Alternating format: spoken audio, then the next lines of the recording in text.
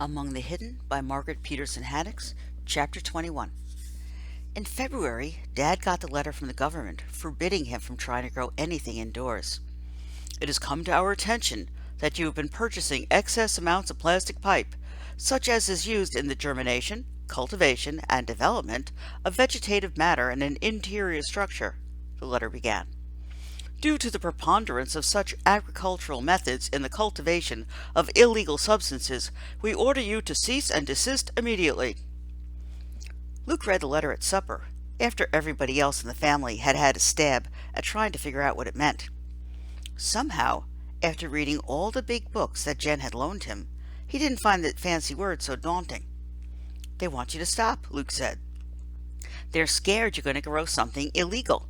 And this part, he pointed at the letter, although everyone else was at the table several feet away, and he was in his usual spot on the stairs. This part, where they say, render all such materials for our adjudication, means you have to turn over all the stuff you bought, and they'll decide if they're going to fine you or not. The rest of the family looked at Luke in amazement. Then Mark started giggling. Drugs, he said. They think you're going to grow drugs. Dad flashed him a look of pure disgust. You think that's funny? We'll see what you think next year when your feet grow and we don't have money for new shoes. Mark stopped laughing. We'll get by, Luke's mother said quietly. We always have. Dad shoved back from the table. Why didn't I get a permit? He asked no one in particular. Maybe if I just got a permit. By then Luke had read the rest of the letter. They don't give out permits for hydroponics, he said. This says it's always illegal. This time he only got a glare from Dad. Luke felt his father's disappointment, and seeing his parents so worried about money, made a small voice whisper in the back of his head. Maybe if they didn't have you, they could afford everything they want. But he didn't eat that much, and all of his clothes were hand-me-downs from Matthew and Mark. And how much could it cost to heat his attic room? Sometimes he found ice crystals on the chair he sat in to watch the neighborhood. He tried to ignore the voice. What bothered him more was that, without the hydroponics idea to keep him busy, Dad barely left the farm for the rest of the winter. Luke made it over to Jen's only once in all of February and twice in March, when Dad began driving around looking for the best seed corn prices.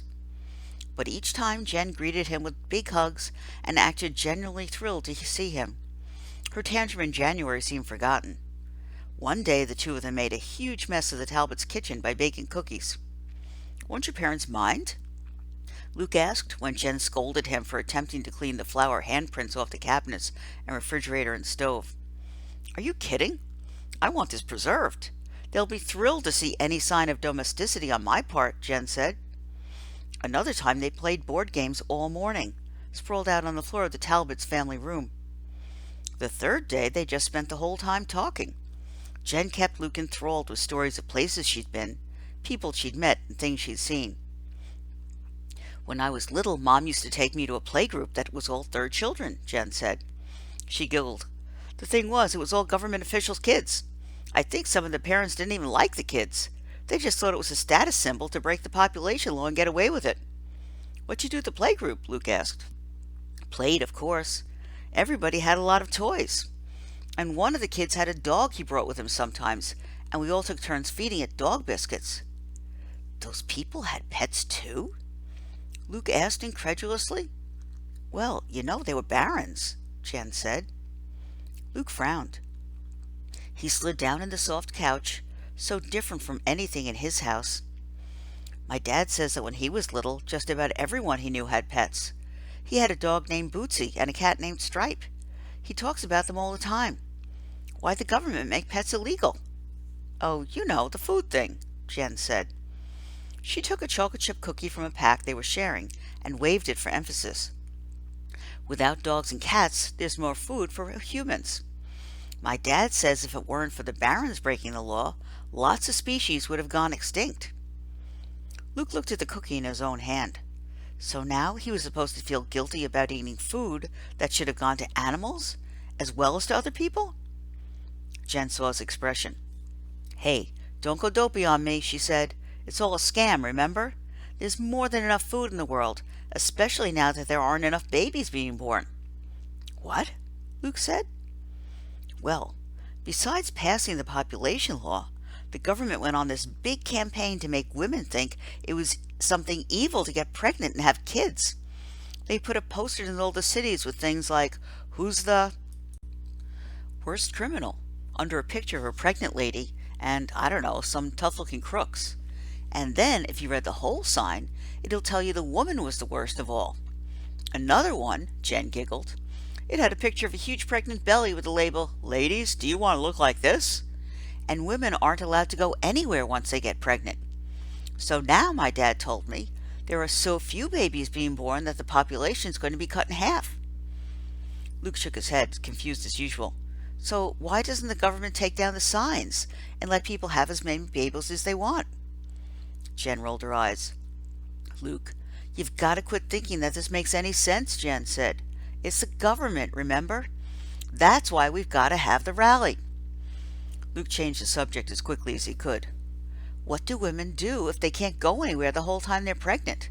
I don't know about humans, but pigs take almost 4 months to have a baby. Do the women stay home all that time? Hiding like us, you mean? Jen asked. But she took the distraction. Lots of them pretend they're just getting fat. My mom said she went shopping the day before I was born and nobody noticed. But that's my mom and shopping. And then she was off on a tale about her mother taking Jen shopping in a city 10 hours away, just because she'd heard a store sold good purses there. That's probably the only reason my brothers don't turn me in, Jen said. If she didn't have me, my mother would drag them around shopping. Could you see those two gorillas with shopping bags? Jen did an impression, walking around with their arms dragging from imaginary loaded-down bags. Even though Luke had only seen her brothers from a distance, he caught the resemblance and laughed. Your brothers would never turn you in, he protested. Would they? Of course not, Jen agreed. They love me. She hugged herself mockingly and flopped back down onto the couch beside Luke. Anyhow, they wouldn't be smart enough to figure out how to turn me in without getting the rest of the family in trouble. What about your brothers? They're not stupid, Luke said defensively. Or, do you mean, would they ever betray you? Jen narrowed her eyes, truly curious. Not now necessarily, but say years from now, if your parents were dead, and it wouldn't hurt anybody but you, and they get lots of money for it. It was a question Luke had never considered, but he knew the answer. Never, he said, his voice cracking with earnestness. I can trust them. I mean, we grew up together. It was strange how he could be so sure, because they barely took time even to tease him anymore. Matthew was getting very serious with his girlfriend and spent every spare moment at her house. Mark had suddenly gone basketball crazy and talked Dad into nailing an old tire rim to the front of the barn for a hoop. Luke could hear him outside throwing balls late into the night. No matter how certain he was of their loyalty, Luke sometimes felt like his brothers had outgrown him. He missed them. But it didn't matter. He had Jen now. Luke kept Jen from talking about the rally the rest of the day, and they didn't even go near the computer. They just had fun. He crawled back to his house a few hours later, thinking that he didn't mind at all anymore, having to hide. He could go on this way forever, as long as he got to visit Jen. The leaves would come back to the trees soon, and he'd feel even safer on his trips to her house. And when planting season started, Dad would be out in the fields all day, and Luke could see Jen all the time. But April came before planting season. Chapter 22. It rained the first 2 weeks of April, and Luke was in a tizzy wondering when he would ever get to see Jen again. Finally, the ground dried out, and Dad headed out to the fields to plow. Luke raced to Jen's house. Oh, good, she greeted him. You can get the advanced battle plans. I was afraid we were just going to have to pick you up Thursday night and fill you in then. Luke carefully slid the door shut behind him and straightened the blind so he and Jen would be totally hidden. Then he turned to face her. What are you talking about? He asked. But he knew. His heart began to thump harder than it had in his rush through the backyards. The rally, of course, Jen said impatiently. Everything's set. I'm taking one of my parents' cars and I'm picking up 3 other kids on my way. But I made sure there'd be room for you. You should feel lucky. Lots of kids are just going to walk. We're all meeting at the president's house at 6 a.m. Luke clutched the cord to the blinds. Do you know how to drive? He asked. Well enough. She flashed him a wicked grin. My brothers told me how. Come on. She waved him over to the couch. He sank into it while Jen perched on the edge. What if the population police stop you before you get to the Capitol? He asked. Us, you mean? We. You're going too, remember? Don't worry. Nobody'll stop us. She giggled. I checked the National Employee Staffing schedules through the computer. Let's just say several of the population police got some unexpected days off. You mean you changed their schedules? You can do that? Jen nodded, a wicked gleam in her eye. It took me a whole month to figure out how, but you are now looking at an accomplished hacker. Dimly, Luke realized why Jen had seemed so relaxed and happy on his last several visits. They'd been vacations for her. Breaks from intense work on plans for the rally. He looked closer and saw the fatigue in her eyes. She looked like a younger version of Mom after a 12-hour shift in the chicken factory, or Dad after a long day of baling hay. But there was something more in her expression. His parents had never looked so feverishly giddy. What if someone finds out what you did and changes it back? Jen shook her head. They won't. I was very selective. I coordinated everyone's travel plans and only eliminated the police who had to be eliminated. Aren't you excited? We're going to be free after all these years. She leaned down and pulled a sheaf of papers out from under the couch. Best hiding place in the world. The maid's too lazy to clean under there. Now, let's see. I'll pick you up at 10 p.m. and... Luke was glad she was looking at the papers instead of him. He wouldn't have been able to meet her eyes. Okay. So nobody's going to be caught on the way to the Capitol. But once you're there at the president's house, someone will call the population police and then... Luke felt panicky just thinking about it. Jen wasn't fazed. So what? She asked. I don't care who gets called once we're there. Heck, I may call the population police myself. They're not going to do anything to a crowd of 1,000, especially not when lots of us are related to government officials. We'll make them listen to us. We're a revolution. Luke looked away. But your friends, you were mad at them because they weren't into it. What if they don't show up? What do you mean? Jen's voice was fierce. Luke could barely speak for the panic welling inside him. In the chat room they were making jokes, Carlos and Sean and the others. You said they weren't taking it seriously.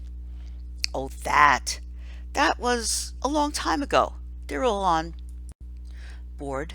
They're psyched. Why, Carlos is my lieutenant in all of this. You wouldn't believe how much he's helped. So, okay, 10 o'clock, and then it's 8 hours to the Capitol, and... She consulted her papers again.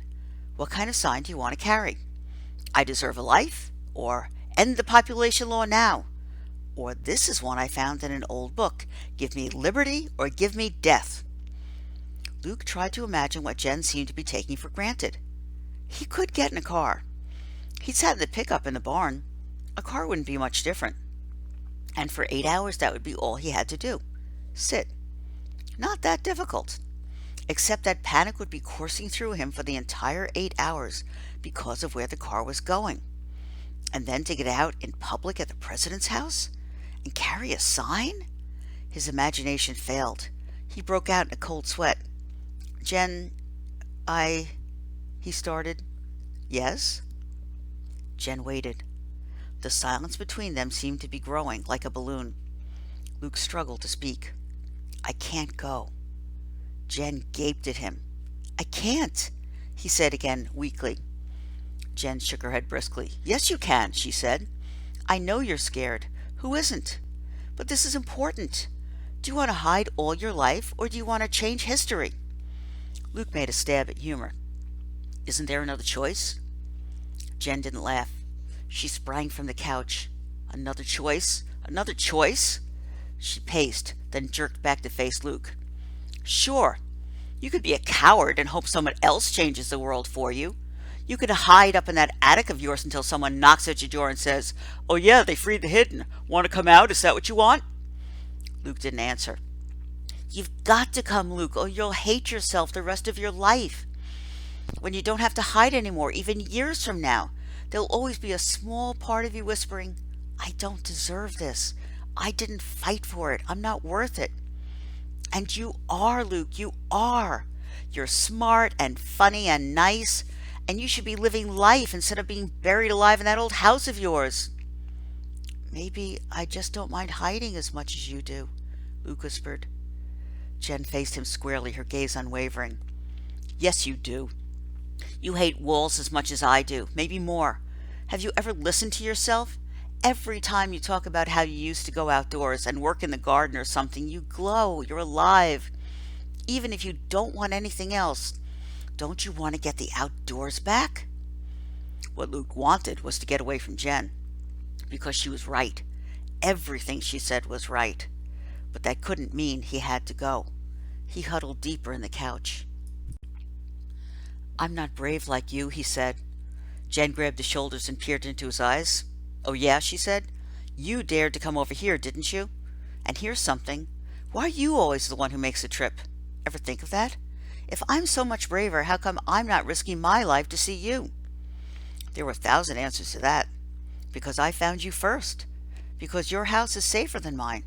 Because I need you more than you need me. You've got your computer and all your chat room friends. And you go places. Luke squirmed away. My dad hangs around my house too much, he said. It's safer this way. I'm just protecting you. Jen backed up. Thanks for the chivalry, she said bitterly. I've got enough people protecting me. If you care so much, why don't you help me get free? You say you won't come to the rally for yourself, so do it for me. That's all I'll ever ask of you. Luke winced. When she put things that way, how could he not go? Except he couldn't. You're crazy, he said. I can't go, and neither should you. It's too dangerous. Jen flashed him a look of pure disgust. You can leave now, she said coldly. I don't have time for you. Luke could feel the ice in her words. He stood up. But go, Jen said. Luke stumbled toward the door. He stopped by the blinds and turned around. Jen, can't you understand? I do want it to work. I hope. Hope doesn't mean anything, Jen snapped. Action's the only thing that counts. Luke backed out the door. He stood on the Talbots' patio, blinking in the sunlight, breathing in the smell of fresh air and danger. And he turned and ran home.